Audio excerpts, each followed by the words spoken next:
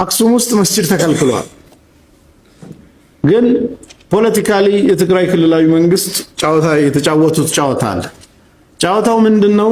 ውቅሮ ነጃሺ ቀብር ያለበትን ለብቻ እስላማዊ የመጀመሪያው መስጊድ ምናምን ተብሎ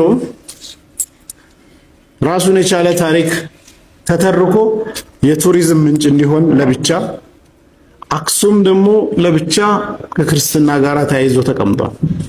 ነጃሺ እኮ ውቅሮ ላይ አይደለም አስተዳደር የነበረው። ውቅሮ የሞተበት ቦታ እንጂ የገዛበት ቦታ አይደለም። ውቅሮ የሞተበት ቦታ እንጂ የገዛበት አይደለም። የገዛበት ሰሃቦች ነፃነት ያገኙት አክሱም ከተማ ውስጥ ነው። ተሰደው ወጥተው ይህንን መብት ያገኙ ስደተኞችን ተቀበለች ኢትዮጵያ የምትባለው አክሱም ውስጥ ነው።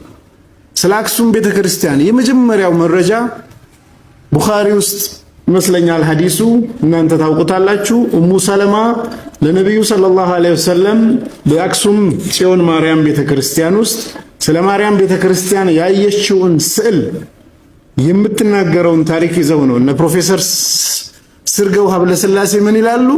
በወቅቱ የአክሱም ጽዮን ማርያም ምን እንደምትመስል የመጀመሪያው መረጃ ብለው ይወስዱታል። በዚህን ጊዜ ኡሙ ሰለማ አክሱም ገብታ ቤተክርስቲያኑን አይታ የተናገረችውን ሐዲስ ወስደው ያኔ እንኳን ምን ይመስል ነበር ብሎ ደሊል ያደርጋል።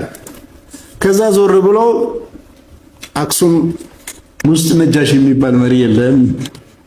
ከዛ ዞር ይሉና አክሱም ቅዱስ ስለሆነ ሙስሊሞች መስጊድ መስራት አይችሉም ይላል።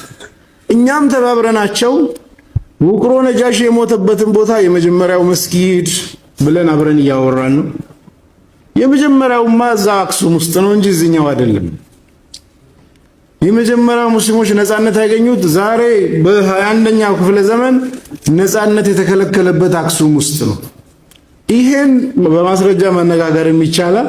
ጉዳዩን ወደዛ ገልብጠን በዚህ በኩል ተቀበልናችሁ ስደተኞች እንዲያረጋግን በዚህ በኩል አይቻልም ሲሉ ምን ያህል ኮንትራዲክት እያደረጉ እንደሆነ ማሳየትም ከኛ የሚጠበቅብን ነው።